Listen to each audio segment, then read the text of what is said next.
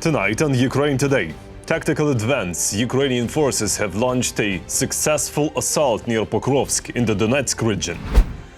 Trump's major statement on Russia. What will the US president say today? North Koreans support thousands of soldiers and millions of artillery shells from Kim Jong-un. General Kellogg visits Kiev. He's here for a full week. What's on the table? Russian propaganda fail. How one Afro-Russian woman exposed the ugly truth behind the Kremlin's lies. All this and more in Ukraine Today. Hello from Ukraine. My name is Volodymyr Robchun. Hit the like button, subscribe, and let's go.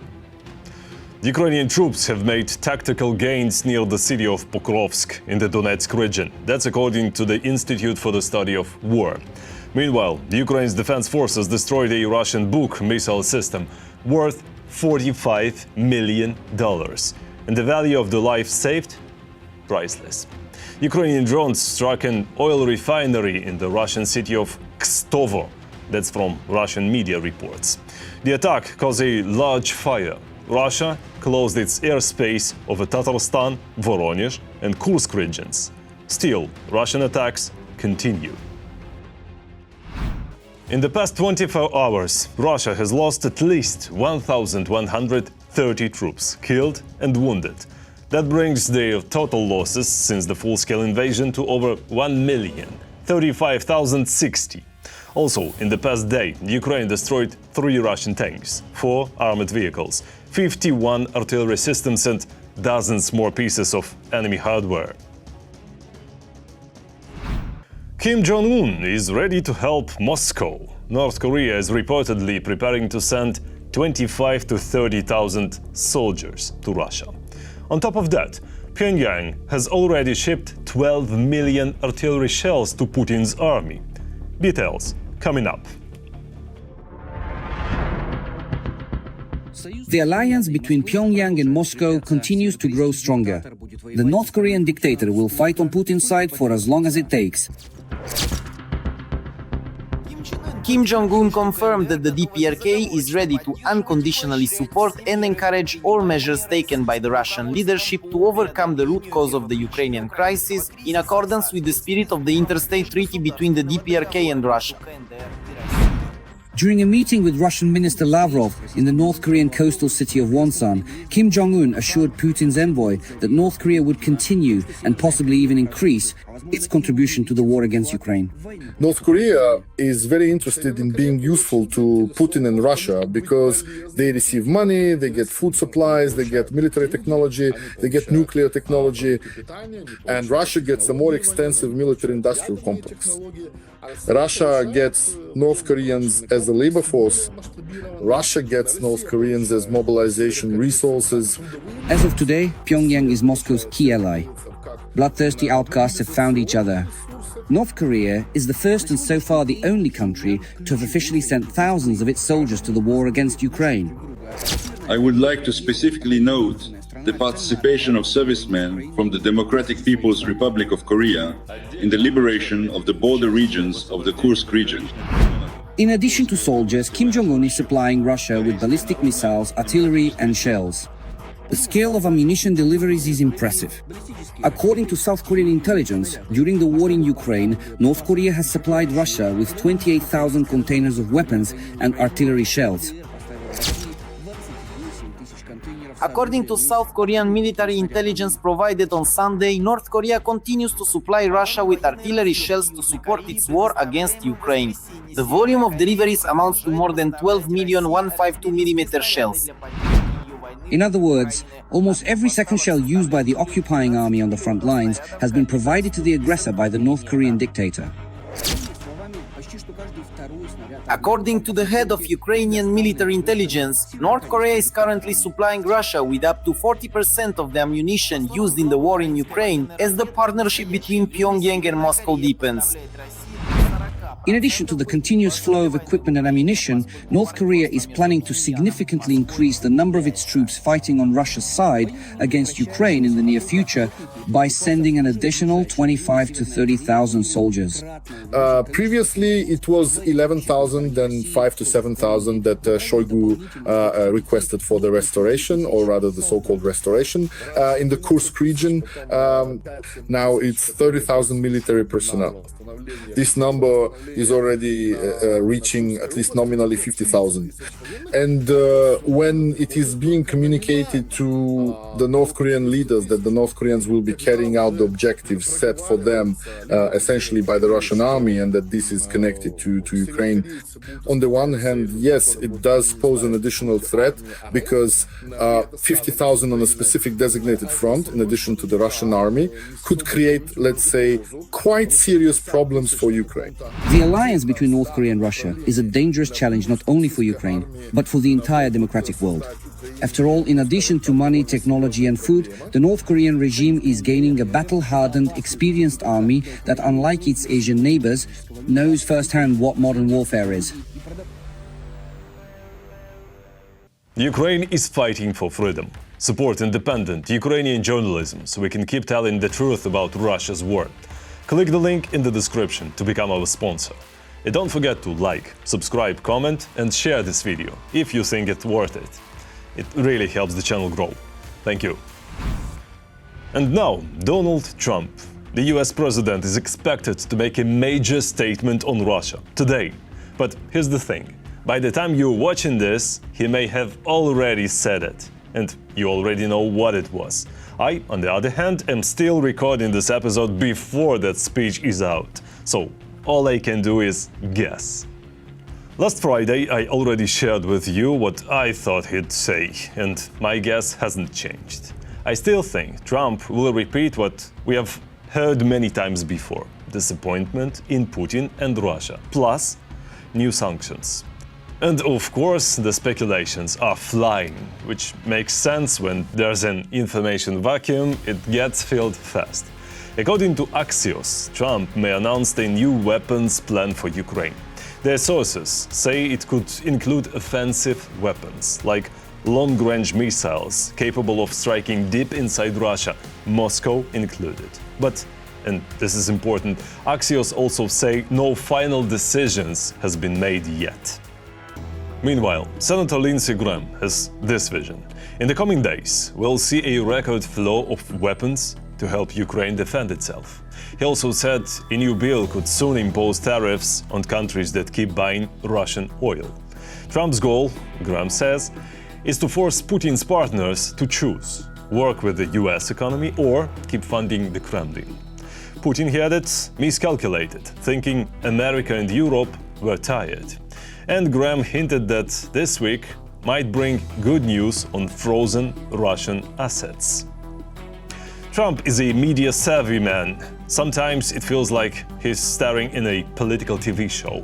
Even this upcoming statement has a trailer. He's already said he'll send more missiles for Ukraine's Patriot air defense systems. That's according to Reuters. Trump didn't say how many, but he did say who's paying.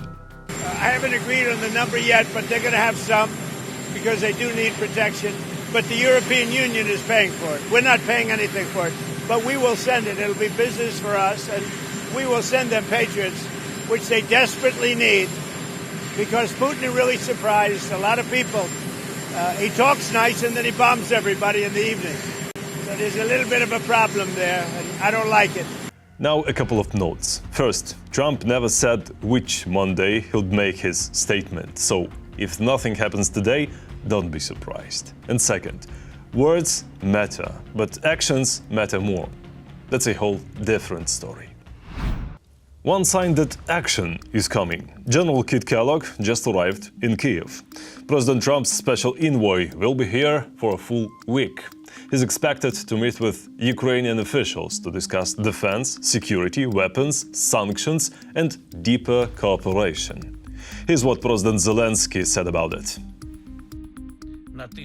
This week, we'll have talks on further support. I've instructed Commander-in-Chief Syrskyi and Chief of the General Staff Khnatov to present all available data on Russia's military potential and on our own prospects. We're also preparing meetings between President Trump's special envoy and the heads of Ukraine's security service and intelligence agencies. The information will be full, and we count on America to fully understand what can be done to force Russia into peace. Looks like they are working on coordinated US-Ukrainian steps, probably tied to Trump's upcoming statement. So yes, we are waiting. Every voice matters. Join our community, support independent journalism and help us bring you the truth from Ukraine. Become a member of Ukraine Today. Join us now. And what's Russia doing in the meantime? Exactly what you'd expect. Attacking civilians.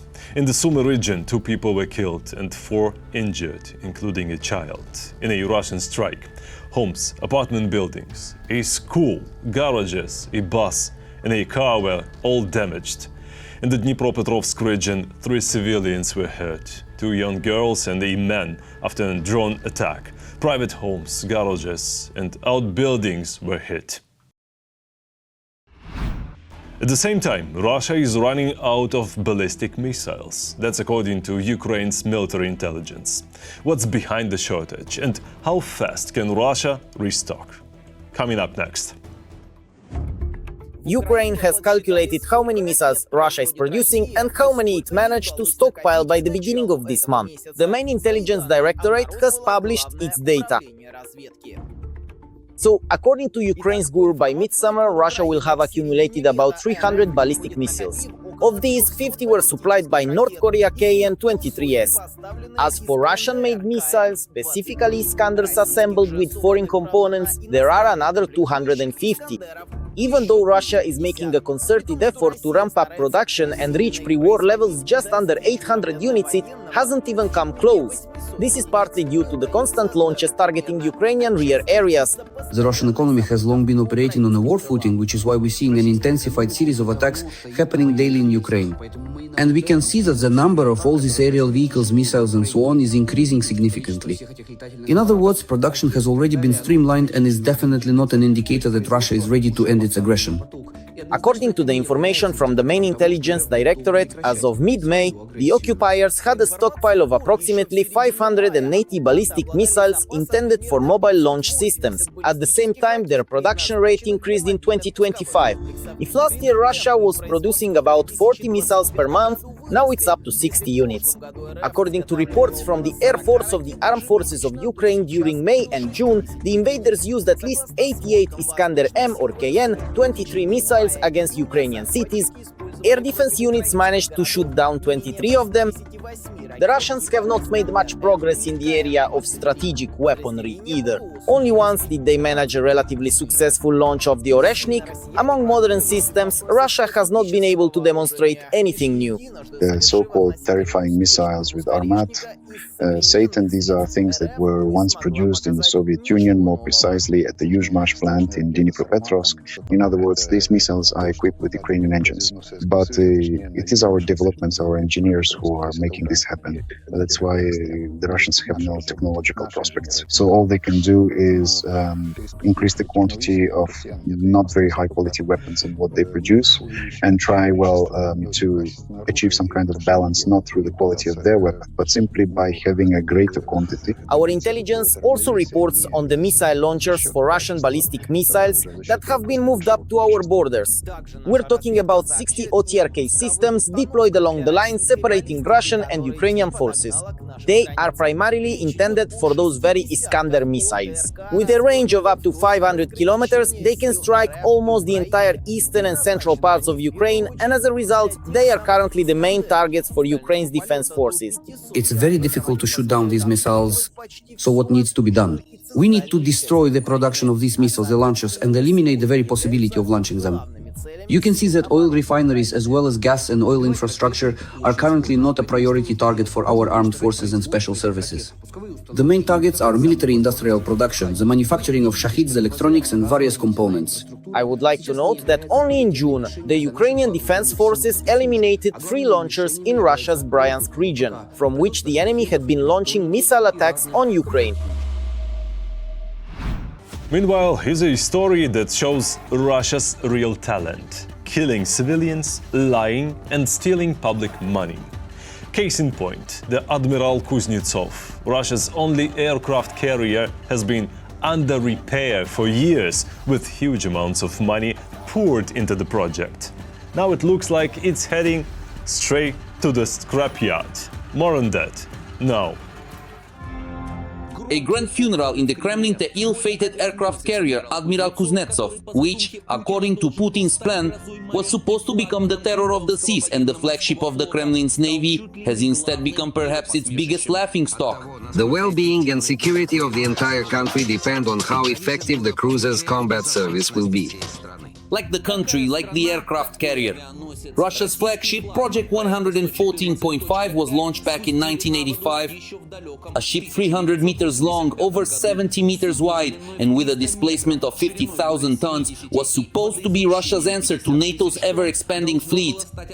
According to the design, the aircraft carrier could accommodate 26 MiGs, up to 10 Su-33S, as well as 2,000 crew members. Kuzia, as the sailors themselves nicknamed the carrier, got a chance to show its full power in 2011. Its only combat mission was participation in the war in Syria. All agencies and television channels around the world were watching and continue to watch the Russian Navy squadron, which for the first time set out not on a training mission, but on a combat deployment. According to the Kremlin's plan, this was supposed to look truly majestic and intimidating. In reality, however, the whole world was indeed shaken, but not out of fear, rather by the appalling condition of Putin's fleet. At that time, the only aircraft carrier in the Russian army was also the only one in the world that, in the 21st century, continued to use extremely toxic and inefficient mazout as fuel. It was the first long-range voyage in several years, and on top of that, the trail of black smoke behind the ship stretched for hundreds of meters. Some called the cruiser a smoker's aircraft carrier, others captioned photos of the smoking ship with sand firewood and compared it to an Icelandic volcano. People with opposing views wrote that the aircraft carrier had frightened the West and NATO. The first combat duty for poor Kuzi also turned out to be its last. After leaving Syria, the Admiral Kuznetsov had to be towed, and to be on the safe side, it was sent off for repairs and modernization. But over the years, the aircraft carrier saw neither one nor the other. Initially, the repairs were estimated at 20 billion rubles, but it's clear that this amount has increased significantly. During the repairs, there were several fires on board, in which 2 people died and 14 were injured. They had planned to return the aircraft carrier to service as early as 2022. Then those deadlines were postponed. The more time passed, the more obvious it became that the Admiral Kuznetsov was unlikely to ever leave the docks. A series of fires during the repair work and the endless increase in the budget took their toll. The aircraft carrier spent so long in the docks that at some point the unfortunate Kuzia already needed a modernization of its existing modernization. The repair and modernization of Russia's only aircraft carrier have been halted. The cruiser Admiral Kuznetsov went in for repairs in 2018 after a mission to the Mediterranean Sea. At this point, there's simply no sense in trying to do anything with it anymore. Putin has never really had any luck with the Navy from the very beginning. He started with the Kursk and it sank, right? He finishes by scrapping the Black Sea Fleet, the only aircraft carrying cruiser. Well, good job. What else can you say? Now Putin's main toy is facing decommissioning and scrapping. The Kremlin has neither the funds nor the capability to modernize this scrap metal. Putin's naval race has clearly been lost by the Russian Federation. Well, after 8 years of repairs, I feel like I could have fixed that aircraft carrier with my bare hands, all by myself. I mean, I just don't understand how you could fail to get it done in 8 years. Although, I think they siphoned off a ton of money there. Turns out, no sabotage was needed at all. You just had to wait a little. And the only aircraft-carrying cruiser into whose repairs billions were poured will simply be scrapped for metal. As a result, analysts say Putin has lost his last trump card at sea. Over a quarter century of bunker rule, the Russian Federation has transformed from a powerful maritime power into a quasi-state with a half-collapsed, outdated fleet. His ships are afraid to go beyond their distant bases and peacefully rot at anchor. How many aircraft carriers does the US have? 11. And 2 more are under construction. China has 3 with another under construction. Britain has 2, India has 2. Can you imagine? But what about Solovyev? What about Russia? 0, all. But Solovyev tells how he will destroy everyone from Poseidon. The only thing left for Russian propaganda to be proud of today is the sharp increase in scrap metal, which is exactly what the Admiral Kuznetsov will be turned into. And that's only if the decaying Kuzia doesn't sink on its way to the scrapyard. The great maritime power Russia is incapable of building its own aircraft carriers or maintaining its old ones, unlike its main geopolitical rivals and sworn friends like the US and China. Once again, Russia is incapable of doing this. And finally, a short story with a big impact. A Afro-Russian woman who lived in the US for years decided to return to Russia, claiming America has full of discrimination, racism and police abuse. Russian propaganda jumped on the story. She became a star of Kremlin TV, but then things took a turn. She posted a video online showing how racist neighbors in Russia attacked her while she was holding her child. And now Russian police simply refuse to help. That's the difference between Russian propaganda fiction and brutal Russian reality. That's all for today. Thanks for watching. Thank you for your support. Strength to Ukraine's defenders. Glory to Ukraine. Don't forget to like, subscribe, comment and share. See you next time.